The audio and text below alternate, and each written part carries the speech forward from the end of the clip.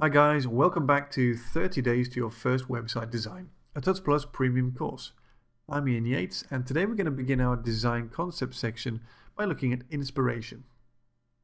First, let's have a look at what we're going to be covering in this video. Well, we're going to begin with that horrible aspect of any design project, designer's block.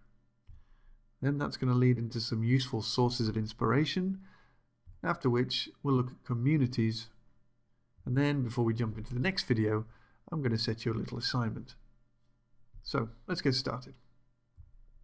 Here, what is that? Oh, it's a blank page. Phew. That's better. I always find it's best to disrupt a blank page with something, just to get me over that first hurdle. To get past the dreaded designer's block, some folk find it useful to get some fresh air or make a cup of coffee, even have a bath, although that's a weird one. At a certain point though, you have to get down and dirty with design. So where should you be drawing your inspiration from? All designers have their own methods of beginning a project, so let's look at various forms of inspiration. Now this is usually going to be down to personal taste. The various resources you find yourself browsing probably appeal to you personally. You certainly admire them, and that's where the inspiration comes from. I have a long list of designers and developers and illustrators who I check up on regularly, but there's no point in me listing them all. Here are just a couple of blogs and galleries I can recommend. For your typographic needs, you should definitely check out the Typekit gallery and blog. Then, for a wider spectrum of web design, you have the CSS Website Awards, which is updated daily with new and original web design brilliance.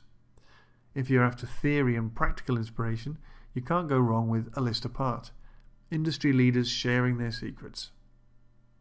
Also, don't be afraid to grab inspiration from unlikely sources.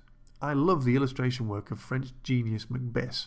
Just because he focuses on a medium other than web design, it doesn't mean I can't be inspired by his work. And then you have the work of individuals such as Ormond Clark, who does lovely things with aesthetics. So those are some websites I like to draw inspiration from. But don't forget about offline sources of inspiration. Web design is a natural progression of print design, so dive into magazines, even look at product design or architecture. Many of the principles and ideas are shared with web design.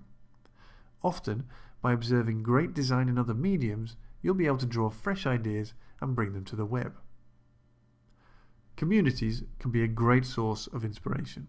Some are open to all, such as Creatica.com. Then there are others, which accept contributions by invite only, but serve as a great way to get inspiration from people busy in the industry right now. Take Forest, for example. Or Dribbble.com. These communities are great, because not only can you get tons of visual inspiration, but also genuine help and advice from the very people whose work you're interested in.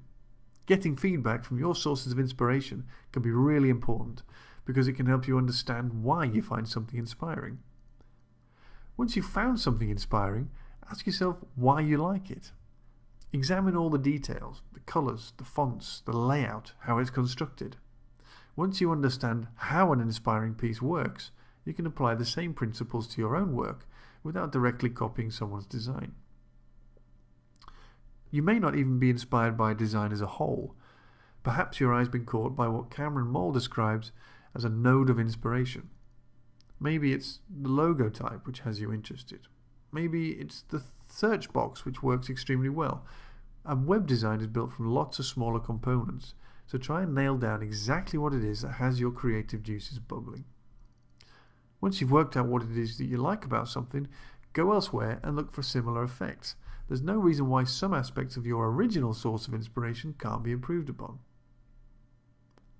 Now let's cover some more examples of further reading, which consolidate a lot of the ideas we've just talked about.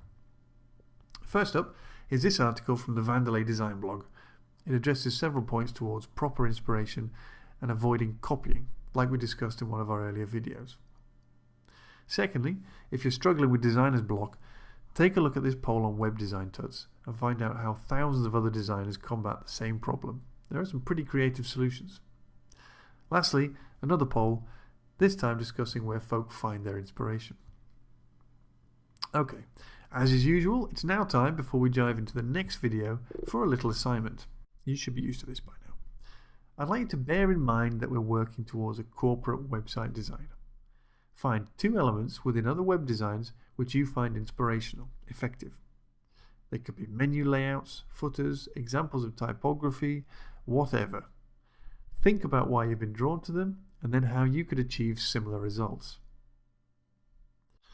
Next time on 30 Days to Your First Website Design, we're going to get visual and look into the style and theme of things.